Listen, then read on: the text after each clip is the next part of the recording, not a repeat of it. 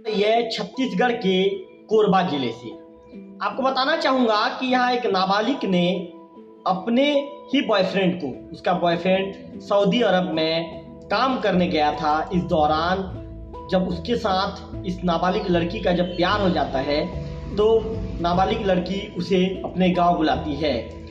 जब नाबालिग जो युवक होता है नाबालिग लड़की के कहने पर उसके गांव आता है। इसके बाद उसे अपने प्रेम के जाल में फंसा लेती है।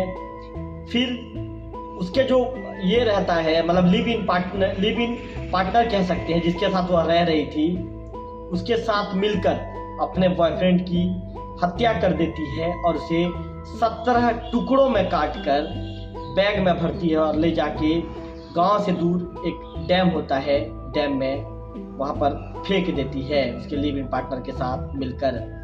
कहते हैं ना कि गलत करने वाले अंततः कानून के हत्थे चढ़ ही जाते हैं। जब ग्रामीणों तक जब ये जो दुर्गंध आती है आसपास के रहने वाले ग्रामीणों तक, तो ग्रामीण इसकी सूचना पुलिस को देते हैं। पुलिस की टीम मौके पर पहुंचती है, पंचनामा की कार्रवाई कर तफ्तीश करती है। तफ्तीश करने के बाद पुलिस इस पूरे मामले का खुलासा कर लेती है। नमस्कार, मैं हूं रवि तिवारी। आप देखना शुरू कर चुके हैं लोकल टीवी।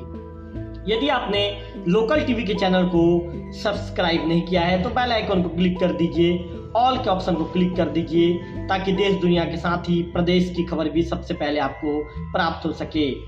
अब खबर का पूरा विस्तार में मेरे दर्शकों को बताना चाहूंगा, तो इस खबर पर अंतिम तक बने रहिए ताकि पूरा विस्तार आप भी जान सकें। बता दूं कि पूरा मामला छत्तीसगढ़ के कोरबा से निकल कर आया है। कोरबा में एक 16 साल की लड़की होती है जो अपने बॉयफ्रेंड को गला रेत कर मौत की नींद सुला देती है। इसमें वह अकेली नहीं होती, जैसे कि मैंने वीडियो शुरू करने से पहले बताया था, वीडियो के शुरुआत में बताया था। इसके बाद 100 के 17 टुकड़े करती है और जो स्कूल बैग बोरी में भरकर डैम में इसे फेंक देती है। आपको बताना चाहूंगा कि इसके लिए लड़की ने अपने लिव इन पार्टनर की मदद ली थी। पुलिस ने दोनों आरोपियों को उड़ीसा से गिरफ्तार कर लिया है। हैरानी की बात यह है कि लड़की ने यह साजिश पैसों के लालच में रची। जिस तरह की जानकारी निकल कर सामने आ रही है, पुलिस ने जो बताया है उसके मुताबिक इसके लिए उसने सऊदी अरब से जो उसका बॉयफ्रेंड होता है उसने मिलने के लिए बुलाया था। इसके बाद पुलिस ने दोनों के पास से इसके बाद मैं आपको बता दूं कि पुलिस ने जो उन दोनों के पास से बरामद किया, उन चीजों की जानकारी मैं आपको देना चाहूंगा। पुलिस ने दोनों के पास से चोरी किए गए सोने की चैन, मोबाइल और कैश भी बरामद कर लिया है। आपको ये भी बता दूं कि आखिर जो मृतक युवक था और नाबालिग लड़की की पहचान कैसे हुई थी।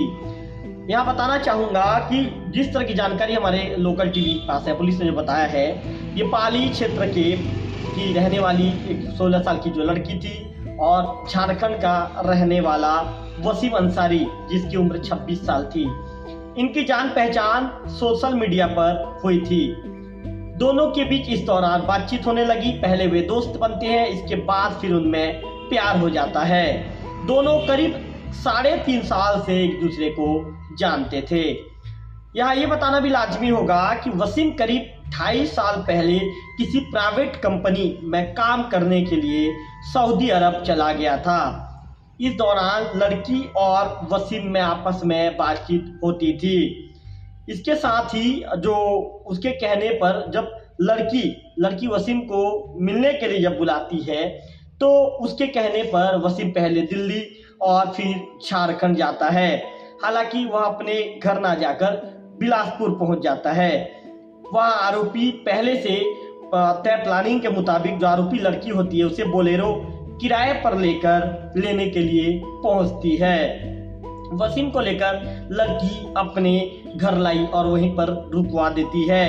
आरोप यह है कि साजिश के तहत 9 जुलाई की रात को लड़की के घर के पीछे के रास्ते से जो रजा खान, जिसके साथ ये लिव इन रिलेशन में रहा करती थी, इसका लिव इन पार्टनर था ये, उसके साथ जो दाखिल होता है, घर के पीछे से आता है।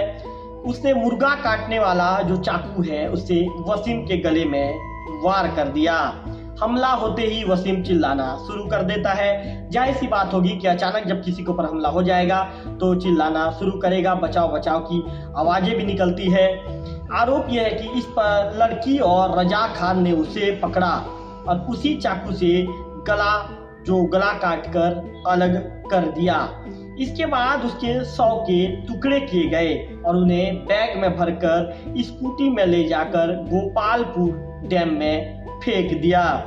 यहाँ ये भी बताना चाहूँगा कि जो कोरबा के जो एसपी हैं सिद्धार्थ तिवारी, उन्होंने ये बताया है कि हत्या करने के बाद वसीम की चैन, मोबाइल और फोन पे से करीब 3 लाख रुपए लेकर आरोपी उड़ीसा भाग गए।